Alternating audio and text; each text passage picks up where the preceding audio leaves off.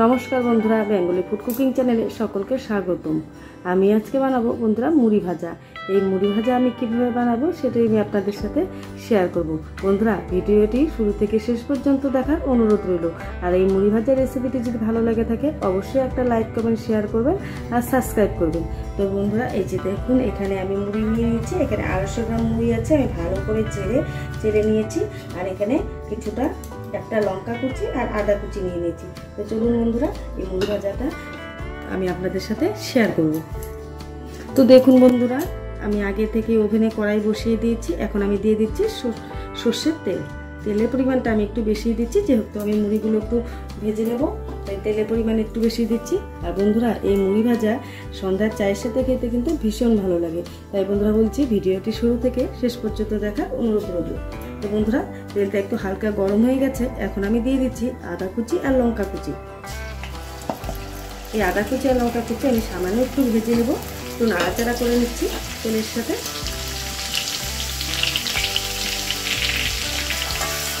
তো দেখুন বন্ধুরা আদা কুচি আর লঙ্কা কুচি আমি একটু সামান্য হালকা ভেজে নিলাম। এখন আমি দিয়ে দিচ্ছি মুড়ি। এখানে 200 গ্রাম মুড়ি আছে।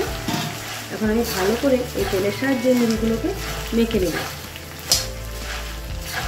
দেখুন বন্ধুরা আমি এইভাবে নাড়াচাড়া দিয়ে তেলের সাথে ভালো করে মিশিয়ে নিচ্ছি। তো দেখুন বন্ধুরা আমি দিয়ে দিচ্ছি সামান্য পরিমাণ লবণ, বেশি আমি দিচ্ছি না, হালকা একটু লবণ দিয়ে দিচ্ছি, তাহলে খেতে ভালো লাগবে। তাই আমি সামান্য পরিমাণ একটু লবণ দিয়ে দিলাম। এখন আমি মুড়িগুলোকে একটু ভালো করে লাল লাল করে ভেজে নেব।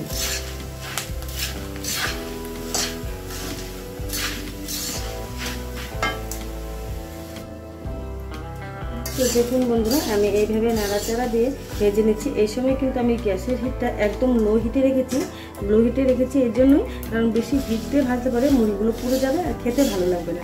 তো বন্ধুরা এইভাবেই আমি নাড়াচাড়া দিয়ে আমি ভেজে নিচ্ছি।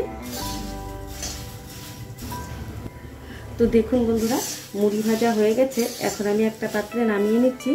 দেখুন মুড়িগুলো একদম হাত দিয়ে চেপে দিলেই একদম গুঁড়ো হয়ে যাচ্ছে, তখন ভাববেন মুড়িগুলো ভাজা হয়ে গেছে, একটা সুন্দর ফ্লেভারও বেরোচ্ছে। তো বন্ধুরা আমি এখন একটা পাত্রে নামিয়ে নিয়ে এখানে কিছু ফাস্টফুড আমি অ্যাড করবো। তো কী কী ফাস্টফুড আমি অ্যাড করবো সেটাই আমি আপনাদের সাথে শেয়ার করব।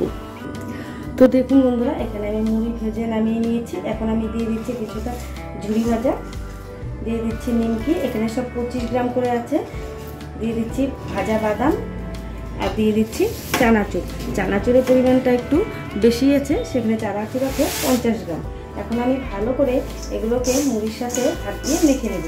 তো বন্ধুরা এই মুড়ি ভাজা রেসিপিটি যদি আপনাদের ভালো লেগে থাকে অবশ্যই একটা লাইক কমেন্ট শেয়ার করবেন আর সাবস্ক্রাইব করবেন। মুড়ি ভাজা খেতে কিন্তু ভীষণ ভালো লাগে। সন্ধ্যায় বা সকালে চায়ের সাথে এরকম টিফিন রেসিপি অবশ্যই বাড়িতে বানিয়ে খাবেন, দেখবেন খুব ভালো লাগবে। তো বন্ধুরা আমি চানাচুর, মুড়ি, ঝুড়ি ভাজা, নিমকি, বাদাম সব কিছু মুড়ির সাথে ভালো করে মেখে নিয়েছি। এখন আমি সার্ভ করে দেবো। Thank you for watching this video.